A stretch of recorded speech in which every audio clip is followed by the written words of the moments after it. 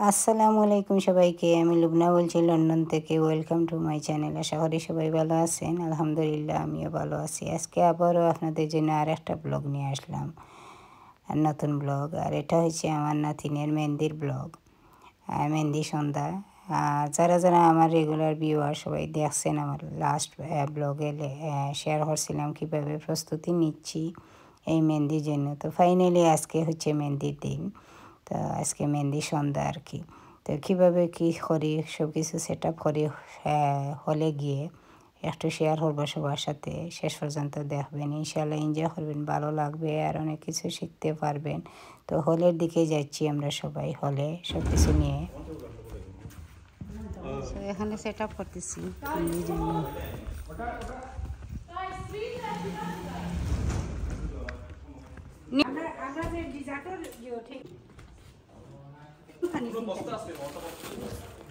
So আমরা হলে আসছি এই যে সেট আপ করার জন্য। আমরা বলতে আমি এবং আমার বাসুরের ছেলে দুইজন, যেমন মেয়ের বাপ, আর এরপরে আমার মেজো বাসুরের ছেলে হাবিব, সেও আমাকে হেল্প করতেছে। এরপরে মেয়ের বাপ টিপু আর কি।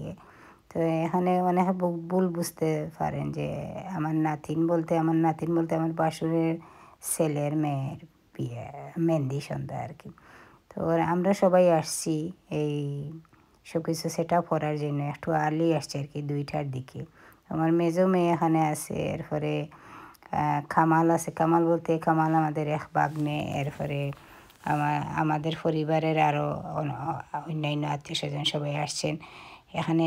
এই যে টেবিলগুলো সেট আপ করতে হয়, যেহেতু এগুলা হলে কিন্তু ওরা দেয় না, এগুলা হেল্প করে না। তো সবাই মিলে এদিকে করতেছেন, আর এদিকে আমি এই যে স্ন্যাক্স বা ডিজার্টের জন্য টেবিলটা সাজাচ্ছি হাবিবকে নিয়ে। তো ওকে ইনস্ট্রাকশন দিচ্ছিলাম আগে, সে তো আসলে এগুলো জানে না। তো ওকে বলছিলাম কীভাবে কী করার জন্য, তো সে অনেক হেল্প করছে। সো ফাইনালি এই যে আমি টেবিলগুলো সেট আপ করে ফেলছি আমার বাসুরের ছেলের সাহায্য নিয়ে আর কি। তো সবাই কমেন্ট করবেন কেমন হলো। আর আসলে এগুলো আমি অভ্যস্ত আছি, এগুলো আগেও করছি। অনেক পার্টি শার্টি আমার বাসায় হয়। যারা আমার রেগুলার ব্লগ দেখেন আপনারা জানেন আমার ঘরে কিন্তু অনেক পার্টি হয় বা অনেক প্রোগ্রাম হয়। এরপরে আমার 3টা মেয়ের বিয়েও আমি আমার ঘরে গিয়েছি, বা আরও অনেকগুলা বিয়ে আমার ঘরে হয়েছে আর কি। তো এগুলো আমার আসলে অনেক অভ্যাস আছে এগুলা করার বা করার। তো সবসময় আমি করি ওগুলো, আমি এনজয়ও করি ওগুলা করতে। এটা নাই যে আমাকে কেউ ফোর্সফুলি করাইছে বা আমি এগুলো করতে অনেক ভালো পাই, এই জন্য আসলে করি। তো যেহেতু আমাদের প্রথম নাতিন লন্ডনে, আর নাতিনের মেহেন্দি, তো আমার মনে তো অনেক খুশিও ছিল এগুলা করতে। আর আসলে এখানে সবাই সহযোগিতা করছে, শুধু আমি একা হাতে করি না। এই যে নাস্তাগুলা বানানো বা করা, এখানে ধরেন আমার বাসুরের মেয়ে, সে অনেকগুলা পিঠা সিঠা বানিয়ে নিয়ে এসেছে, শুধু আমার ঘরে ফ্রাই করছি ওগুলা। আর এই যে ডিজার্টগুলো বানাতে আমার মেয়ে, এরপরে আমার বাসুরের মেয়ে, সেও আমাকে অনেক হেল্প করছে। সে একা হাতে আসলে সম্ভব না। আর এখানে আমার নাতিনের নানি, উনি কিন্তু 2টা তাল দিয়েছেন, একটা ফ্রুটের আর একটা তেলের পিঠার তাল। আর এখানে কাপ কেক, এরপরে চটপটি, এরপরে চটপটি, এরপরে আর একটা জিনিস আমার আর এক ফ্রেন্ডের বউ বানিয়ে দিছেন আর কি। তো আসলে সবাই মিলে হেল্প করছেন। এখানে কি কি আমরা রেডি করছি একটু বলি সবাইকে। এখানে ফুলঝুরি পিঠা, এরপরে আমাদের সিলেটের লবণের পিঠা, এরপরে নারিকেলের ফোপ, এরপরে সানাসুর, যেটা আমাদের দেশে খুবই ফেমাস, এরপরে তেলের পিঠা, দই, পানিপুরি, এরপরে চটপটি, এরপরে আরও অনেক কিছু, ডালের বড়া আর কি, পেঁয়াজু যেটা, আরও অনেক কিছু ছিল। সব কিছু আসলে মনে নাই। অনেক কিছু আসলে আমরা রেডি করছি। প্রথমে ভাবছিলাম মনে হয় একটু কম পড়ে যাবে, এবার পরে দেখা যায় না, যত কিছু আমরা আনছি অনেক কিছু আসলে এনাফ ছিল আর কি, আলহামদুলিল্লাহ। আমি প্রথমে একটু ভয় পাইছিলাম যে হবে কি না এগুলা। তারপরে দেখা যায় না সব কিছুই ঠিক আছে। সো এই যে সেট আপটা করছি আসলে আইডিয়াটা কিন্তু আমার আমি আমারে নিজের ক্রেডিট দিতে হবে। এই আইডিয়াটা কিন্তু আমাকে কেউ শেয়ারও করে নাই বা কেউ দেয় নাই, এখানে হেল্প করে নাই। শুধু সবাই হেল্প করছে এগুলা ম্যানেজ করতে বা করতে। একা হাতে তো কিছু করা সম্ভব না। আর এই আমব্রেলাগুলো আমাদের, আর স্টেজের যে আমব্রেলাগুলো দেখছেন বা স্টেজটা ওরা সাজিয়ে গেছে বা বসিয়ে গেছে, ওদের আমব্রেলা কিন্তু আলাদা। ওগুলো আমাদের আমব্রেলা, আমরা ওগুলো বড় করি নাই ওদের কাছ থেকে। তো যাই হোক, অনেকে প্রশ্ন করতে পারেন, এই জন্য বললাম আর কি এই আমব্রেলাগুলার কথা। সবাই কমেন্ট করে জানাবেন এই যে সেট আপগুলো করলাম কেমন লাগলো আপনাদের। আসলে আমার মেজো মেয়ের মেহেন্দির ব্লগটা অ্যাক্সিডেন্টলি আমি ডিলিট করে ফেলছি। ওর মেহেন্দির ব্লগটা ওরকম আমরা সাজিয়েছিলাম অনেক সুন্দর করে। তো এটাও একটা স্মৃতি আছে আমাদের ফোনে আছে, কিন্তু আমার ইউটিউবে কিন্তু নাই। ফাইনালি আমি জানি না কিভাবে ওইটা ডিলিট করছি। কয়েকদিন পরে আমি দেখি যে এই ব্লগটা আমার ইয়েতে নাই আর কি, চ্যানেলে নাই। যাই হোক না, আমার মনে হয় কিছু কপিরাইট আসছিল মিউজিক দেওয়ার কারণে, তো এটা ডিলিট করতে হয়েছিল আমাকে আর কি। যাই হোক, আমাদের ফোনে কিন্তু আছে, বা আমার মেয়ের যে বিয়ের ভিডিও করছে যে ক্যামেরাম্যান, ওরা কিন্তু ওর কাছে আছে আর কি এগুলা। এটা নাই যে এটা একদম নাই আমার হাতে, এরকম কিছু নাই আর কি। সো এগুলো আমি সব কিছু সেট আপ করার পরে আমার বাসায় চলে যাই। আমার এই হলটা কিন্তু আমার একদম বাসার পাশেই 2 মিনিট হেঁটে যাওয়া যায়। তো এটা আমার জন্য অনেক ভালো একটা ছিল আর কি, সুবিধা। তো আমি তাড়াহুড়া করে বাসায় চলে যাই, যেহেতু আমি রেডি হয়ে আসতে হবে। আর এদিকে আমরা সবাই, আমাদের পরিবারের সবাই মিলে যারা মেহমানরা আসবেন আর কি, মেহমানদেরকে ওয়েলকাম করতে হবে আর কি। তো আর একটা জিনিস শেয়ার করি, এই যে বিহাইন্ড দ্য স্ক্রিন, এই যে স্টেজের পিছনে আমরা কিন্তু ডিজে রাখছি। তো আমরা ডিজে পিছনে রাখার কারণ হচ্ছে আমাদের মনে করেন মেহেন্দি খাওয়া দাওয়ার পরে যে আমরা যে মহিলারা একটু এনজয় করবো বা ডান্স করবো বা করবো, এর জন্য একটু পর্দার জন্য আর কি, পর্দার সুবিধার জন্য ডিজে আমরা এই যে পর্দার পিছনে রাখছি। তো ওইটা আমি আর আসলে রেকর্ডও করি না এই ডিজেটা আর কি। যাই হোক, তো মেহমান কিন্তু সবাই আসেন নাই, আমাদের মেহমান অনেক দেরি করে ফেলছেন। এদিকে আমরা চাইছিলাম যে আমার নাতিনকে আমরা মেহমান আসার পরে বলবো আসতে, বাট যেহেতু 7:30 হয়ে গেছে আর সবাইকে টাইম দিয়েছিলাম আমরা 5:30টায় আসার জন্য। তো 7:30 হওয়ার কারণে আর ওয়েট করি নাই আমরা।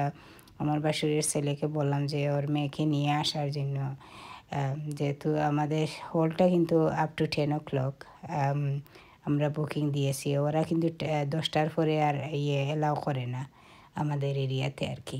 ওরা বলছে যে নেইবারের জন্য এরা 10টার পরে কোনো মিউজিক ওগুলো এলাও করে না। চাইছিলাম আমরা যে হলটা 12টা পর্যন্ত রাখবো আর কি, বুকিং রাখবো, বাট ওরা বলছিল আমাদের এনফিল্ড কাউন্সিলে আর অনেক রেস্ট্রিকশন আছে কিন্তু। তো এর জন্য আর 12টা পর্যন্ত হয় নাই আর কি। যাই হোক, তো এই যে আমার নাতিন আসলো ভিতরে, আর এখানে ক্যামেরাম্যানে অনেক কিছু ইনস্ট্রাকশন দিচ্ছেন আর কি, কীভাবে ভিতরে নিয়ে আসবেন, করবেন। তো সবসময় আমি আসলে রেকর্ডও করি নাই, হঠাৎ করে দেখলাম সে আসছে, তো গিয়ে তাড়াহুড়া করে একটু রেকর্ড করলাম। তো চাদর দিয়ে ওকে ভিতরে নিয়ে যাওয়া হচ্ছে। আর আসলে আমি চাইছিলাম ওর জন্য একটা ফুলের চাদর বানাতে আর কি। তো সে বলছে যে সে ওটা পছন্দ করে না, পরে এই যে একটা চুন্নি দিয়ে বা দুপাট্টা বা যেটাই বলে আর কি, ওইটা দিয়ে ওকে স্টেজে নিল ওরা। যাই হোক, এটাও সুন্দর ছিল। ফুলের চাদর কিন্তু বানাতে অনেক সময় লাগে। আমি কিন্তু একটা ফুলের চাদর বানিয়েছিলাম আমার মেজো মেয়ের মেহেন্দিতে। তো এদিকে ছেলের পক্ষেরও সবাই এসে গেছেন, আর ওনারা কিন্তু এই থালগুলা নিয়ে এসেছেন, অনেক সুন্দর সুন্দর মিষ্টির থাল, আর মিষ্টিগুলো অনেক মজা ছিল, আমরা ট্রাই করছি। তো মিষ্টি দিয়ে অনেক সুন্দর থাল ওনারা বানিয়ে নিয়ে এসেছেন। এদিকে মেহেন্দিরও একটা থাল আনছেন যেখানে মেহেন্দি আছে, আর এই যে একটা ফান্দানও আনছেন, মাশাআল্লাহ। সো আসলে আমরা এক্সপেকটেশন আসিল না যে ওনারা কোনো থাল আনবেন। তো যখন হঠাৎ করে আমরা দেখলাম ওনারা অনেকগুলা থাল নিয়ে আসছেন, তো আমরা তাড়াহুড়া করে ২টা টেবিল আর কি রেডি করছি হলের মধ্যে। তো ২টা টেবিল রেডি করে এই যে আমরা থালগুলো রাখছি আর কি। তো এই টেবিলগুলো একদম সিম্পল আর কি। আগে যদি জানতাম তাহলে আমরা সুন্দর করে মনে করেন একটু আমাদের ওইখানে একটু স্পেস রাখতাম আর কি। যাই হোক, এরপরেও ঠিক আছে। আর এই যে আরেকটা জিনিস শেয়ার করি আপনাদের সবার সাথে, আমার মেহমানরা কিন্তু অনেক এনজয় করে এই যে চানাচুরটা খেয়েছেন, সবাই অনেক পছন্দ করছেন। আর আসলে আমি ভাবি নাই এটা যে সবাই অনেক পছন্দ করবেন। এই চানাচুরটা কিন্তু বাংলাদেশি স্টাইলে আমি বানিয়ে দিয়েছিলাম আমার মেয়ের ননদকে। তো সবাই এভাবে ফলো করে, সবার জন্য পরে বানিয়েছেন। আর পরে একটা দুর্ঘটনা ঘটে যায়, এই যে বুয়ামটা দেখছেন এটা কিন্তু কাঁচের ছিল। তো আমার মনে হয় হাত থেকে পড়ে ভেঙে গেছে। কার হাত থেকে পড়ছে আমি জানি না। পরে ওরা বলল যে এটা ভেঙে গেছে। তো বললাম ঠিক আছে, অসুবিধা নেই। পরে কিন্তু সবাই এই যে বোলের মধ্যে মিক্স করে এগুলা খেয়েছেন আর কি। বাট এভাবে বানালে আসলে খুবই স্বাদ হয়, আর বাংলাদেশের কোথাও মনে পড়ে, এরপরে বাংলাদেশের মতো টেস্টিও হয় আর কি। সো যাই হোক, অনেক ভালো লাগছে এই মেহেন্দিটা। কারণ হচ্ছে আমি আসলে অনেক বইয়ের মধ্যে ছিলাম যে এত বড় দায়িত্ব নিয়েছি, এটা যদি সুন্দরভাবে না হয় বা এই খাবারগুলা যদি মজা না হয় তাহলে কিন্তু আমি রিগ্রেট ফিল করবো বা কীরকম গিল্টি ফিল করবো আর কি। পরে দেখা যায় যে না, সবাই অনেক এনজয় করতেছিল আর সবাই অনেক মজা মজা বলতেছিল। তো আমারও অনেক ভালো লাগছে আলহামদুলিল্লাহ। সবার প্রশংসা শুনে আর কি, যে সব কিছু A1 ছিল। A1 একটা ওয়ার্ড আমার বড় মেয়ের হাজব্যান্ড বলে সবসময়, কোনো কিছু মজা বা ভালো হলে সে বলে আম্মা A1। তো সবাই অনেক বলছিল যে না, অনেক মজা হয়েছে বা অনেক ভালো লাগছে, খাবারগুলোর কথা বলতেছি আর কি। যাই হোক, সবাই এনজয় করতেছে দেখে আর কি, অনেক ভালো লাগছিল।